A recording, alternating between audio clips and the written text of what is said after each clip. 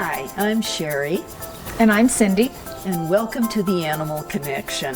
From time to time, Cindy and I are going to be visiting you in your classroom to talk about all of the responsibilities and the rewards of having a companion animal. And today we're going to talk specifically about the care and maintenance for all of the things that we need to do for our animals in order to keep them happy and healthy. And there's a lot of responsibility involved on our part because animals cannot take care of themselves. They rely on us. And if we were to fail them and neglect them, then that would cause our animals to suffer, and animals feel the same things that we do. So let's think about the list of things that we will need to do to appropriately take care of our animals on a daily basis. Animals need to be fed every day, and most veterinarians suggest feeding dogs and cats twice a day. Some dogs have a habit of eating way too fast, and there are special bowls made for them that will slow them down. You also want to be careful about giving your dog human food, because some foods that we eat can be dangerous for dogs. Your teacher will provide you with a list of human foods that can make your dog sick. Also, if you want to check the nutritional value of the dog food that you're currently using, look at the label and check with your veterinarian, or go to the website dogfoodadvisor.com. Besides food, they must have clean water every day. You might even have to check the water bowl twice in the summer, and in the winter, if your animal is outside, you want to make sure that his water doesn't freeze. Animals must also be able to exercise and play on a daily basis. And of course, we have to clean up after them as well. And just as we need to bathe and comb our hair and brush our teeth, our animals share those same needs, and it's up to us to provide them with this care. Cindy, who's your little friend and why did you bring him? Well, this is Bogey. He's my 13-year-old Chihuahua therapy dog, and he's here today to help me demonstrate how to groom a dog. As you can see, he has short fur, and so when some dogs have curly fur or long fur, it takes a little bit more time to groom them. And to show that, he's brought some of his friends with him today. So let's go meet them. Okay. This is Jessica. And Jessica, do you have a dog? Yes. Okay, and what's your dog's name? Luigi. Luigi. What kind of a dog is Luigi? A Chihuahua. He's a Chihuahua. That's awesome. And we have James here. And James, do you have a dog? Yes. His name is Jumper, and he's a German Shepherd. All right. Okay, well, now we're going to introduce you to some of the doggy friends. Mr. Mike, who did you bring today? Hi, Cindy. This is Dennis. Dennis is a 6.5-year-old Labrador. And the way I came by Dennis is I rescued him from the house where I used to deliver mail to. I was a mail carrier. And Dennis would be chained up in the front of the house, hot, no shade. And they'd also allow him to escape from the house when he was not chained up. I guess he figured out how to bust out the windows and stuff, or the screens. And so I'd find him on my mail route in different places, and I would always take him back to the home where he lived. And finally, after about the 5th time, I decided I would ask them if I could have Dennis. And they readily gave him up, which kind of a shock to me, but it was great for me also. And so Dennis was about 7 months old then. And now, like I said, he's 6.5, and he's been a therapy dog for 2 years. Awesome. Well, thank you for coming, Mr. Mike. Thank you. And we have here Miss Bonnie. And who did you bring? Hi, Cindy. I have Gus. Gus is a golden doodle. A golden doodle is a golden retriever and a standard poodle mix. Gus is 8 years old. He was rescued from a puppy mill. He was in a puppy mill till he was 2. Then he went from there to a shelter. And then from the shelter, a rescue group picked him up, and that's where I got him, was from the rescue group. He is also a therapy dog and has been for about 4 years. And we're happy to be here. Thanks for inviting us. You're welcome. And last but not least, we have Miss Sherry that everybody knows. And who did you bring? Well, today, Cindy, I have Rico with me. Rico is a rescued greyhound. He used to run on the dog track in Tucson, Arizona, where he was injured during a race. And I got to adopt him after that. He's 6.5, going on 7, about the same age as Dennis, and he too is a therapy dog, and he much prefers his new career than his old one. I bet he does. Now, of course, I've introduced Bogey before. He's a 13-year-old Chihuahua, and he has been a therapy dog for 12 years, and he's delighted that his friends have joined him today to show you how to care for your animals. Okay, this is Bogey, and he's going to help me here. Some of the things that we do with Bogey, I've had to learn over the years because I have had different types of dogs. And I've had dogs that have had to have brushes used on them that are like a smooth brush, a slicker brush, and a smoothing comb. But Bogey has short fur, so I use a curry comb on him. And when I brush him, I start at the back of his head and I brush him down the back. And it does a really good job. It has rubber teeth so that it doesn't hurt his skin when I brush him. And it gets all of the excess fur off of him. And you can see that we got a little bit of fur off of him. So, and then there are different types of brushes for other dogs. Now, Sherry and Mike might use a Furminator on their dog, or they might use a brush. This is just another type of smooth brush and a slicker. Okay. Now, if my dog had fleas, I might be able to use a flea comb on him and just run it through his fur like this. And if he had fleas on him, it would just take the fleas off of him. Hi, we're going to groom Dennis here. You already met Dennis in the introductions, and I brought my friend James to help me with grooming Dennis. Now, when I groom Dennis, it's a two-part evolution here because Dennis has a thick undercoat, and so I use the Furminator on Dennis to clean out the undercoat, and then I use the soft brush to brush Dennis's coat out and shine it up a little bit. So James, what I'd like to have you do is just come over here and start at the back of Dennis's neck here and just brush him all the way down, catch his rear haunches. Yeah, good boy, Dennis. Oops. Yeah, he likes the way you brush.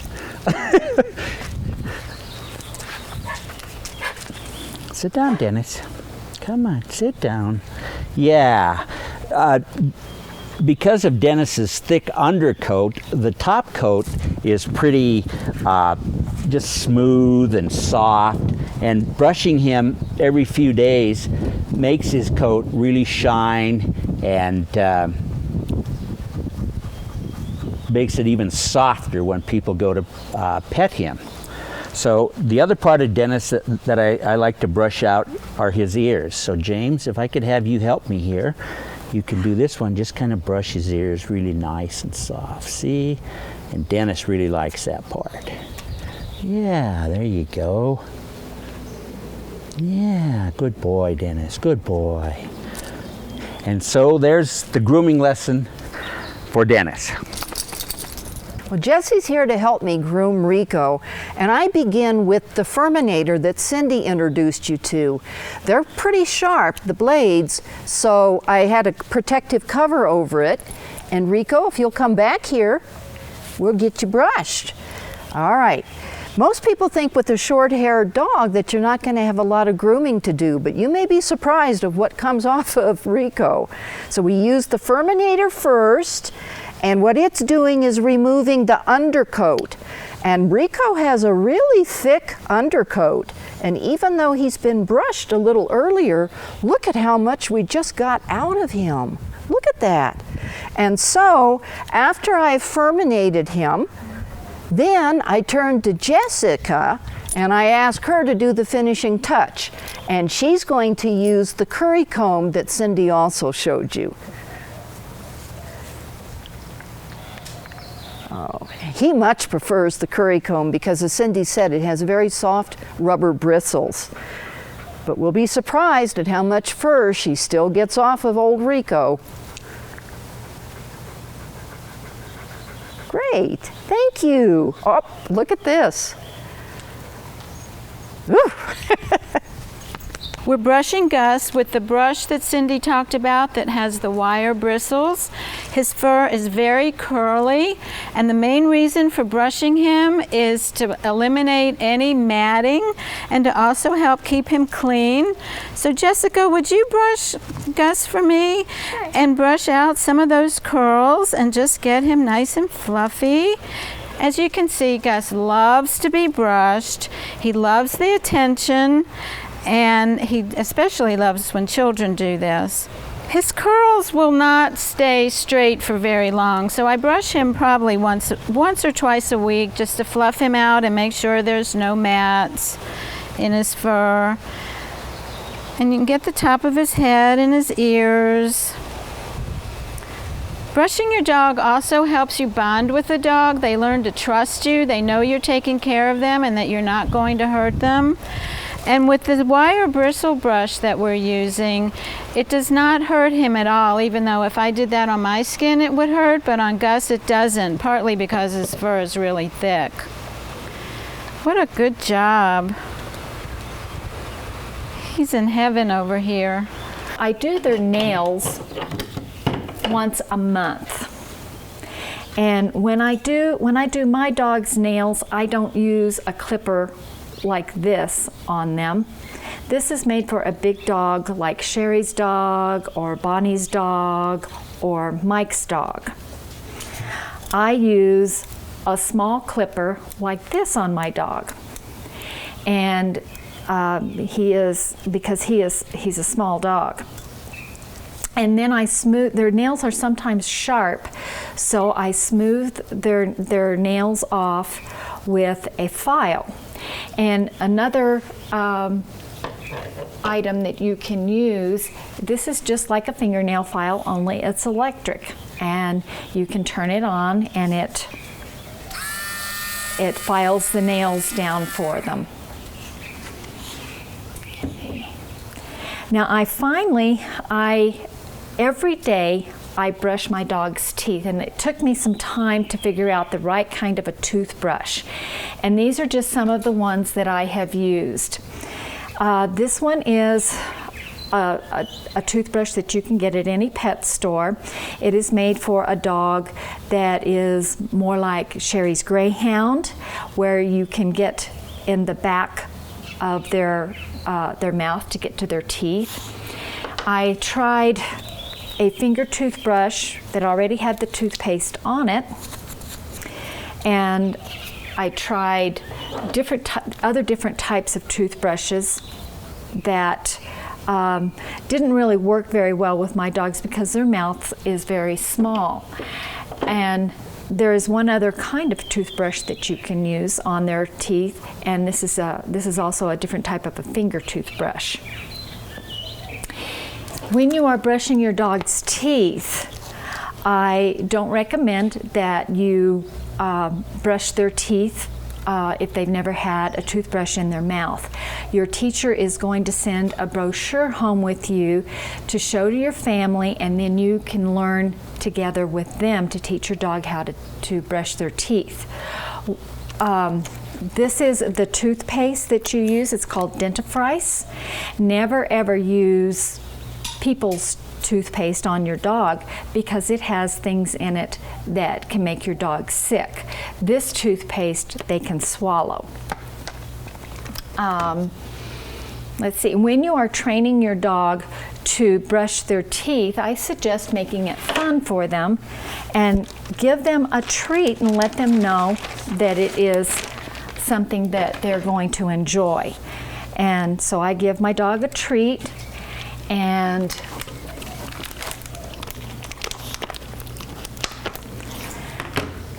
for the first few times that I brush their teeth, I just let them lick the end of the tube. And it really tastes good. It comes in really wonderful flavors like peanut butter, beef, chicken, and this just happens to be Bogey's favorite. It's peanut butter. And once he's used to that, I take his toothbrush and I just put a little bit on the end of it. For a few days, I just let him lick the toothbrush. And then, when he's used to that, I can brush his teeth. And it doesn't take very long to do it. You just kind of hold their mouth and brush their teeth. And he really likes it. He's trying to lick the toothpaste off of it. And that's that. Cindy, Yes. that is an awful lot to do for your animal. Yes. Let's do some math with that. Okay. What are the things that you do once a month for Bogey? Well, once a month, Bogey gets a bath and he gets a nail trim. All right, well, if that's once a month and there are 12 months in the year, how many times a year do you do that for Bogey? Well, let's see. He's 13 years old, so 12 times 13 is 156. So he's had 156 baths and 156 nail trims. Okay, so that's the once a month, all right. Then what do you do for him every day? Every day I brush Bogey. Brushing. I play with him. Okay. I clean up after him. All I right. take him for a walk. Wow. And I brush his teeth every day. All right. Now, Cindy, there are 365 days in a year. And you said Bogey is how old? He's 13. So 13 times 365 would give us the number of times that you have done all of those things for him every day, right? Right. How many would that be? Well, let's see. I have done all of those things 4,745 times. That's a lot of responsibility, It isn't is. it? It Wow. is. You really need to have time set aside for your animal if you're You going do. to care for him. You do. Okay, now I remember that the veterinarians tell us that the best thing we can do in feeding our animals is usually to feed them twice a day. It is. So how many times have you fed Bogey in his lifetime? Well, he's had quite a few meals. So, So if there's 365 days in a year times 2, that would be 730 for 1 year. and he's how old? 13. So 730 times 13? That makes 9,490 times. He's had that many meals at my house. Well, that isn't what he's been telling me. He's always hungry. Okay. Well, James and Jessica, can you help me think of some kinds of animals that people like to have as companions?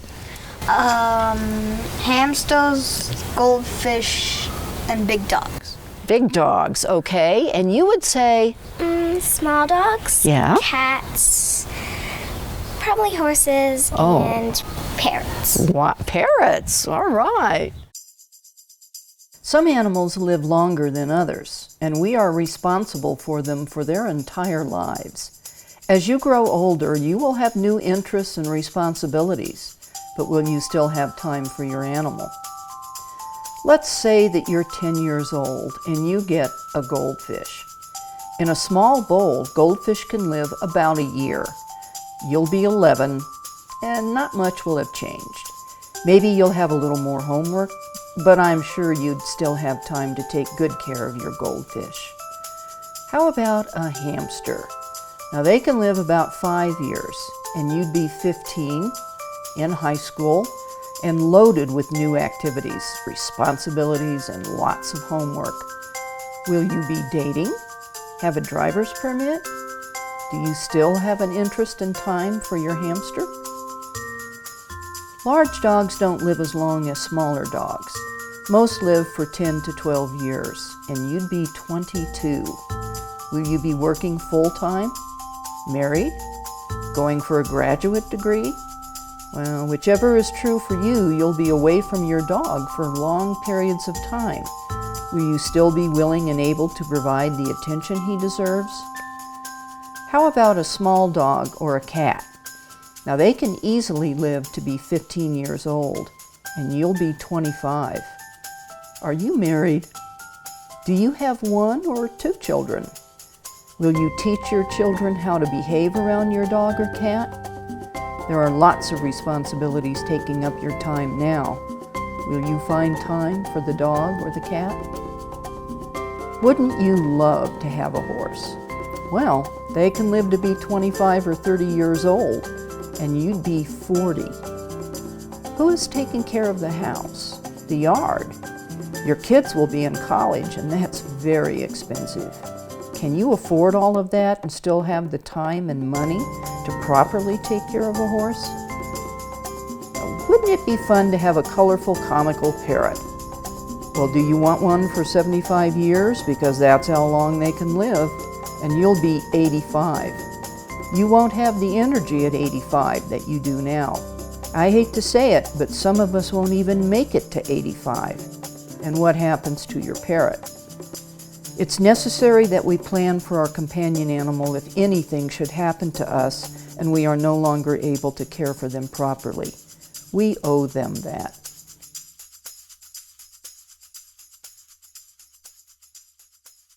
Well, Jessica, what all did you learn today?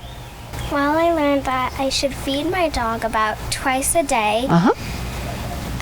Also make sure he has clean water every day. Mm-hmm. Make sure they can get exercise, like taking them walks maybe. Mm-hmm.